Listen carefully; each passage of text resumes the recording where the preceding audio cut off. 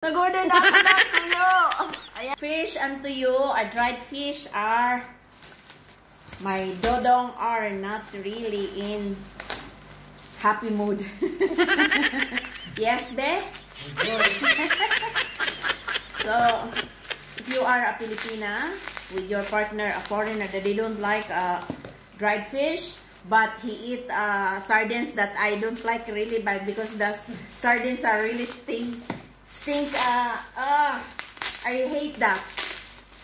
But he likes it. He said he don't like the smell of dried fish, but the stink of the, what we call that one, the sardines. Oh, if you are a foreigner then likes to eat this one, oh my God, this one is very delicious. He said it's very delicious, but the smell of this sardines, oh my God, I hate.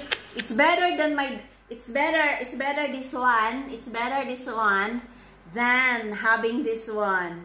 Nako, napakabaho talaga na. Ewan ko lang. Very sticky. He loves on me. But it's true. This one, napakabaho ng amoy. Pero he likes it.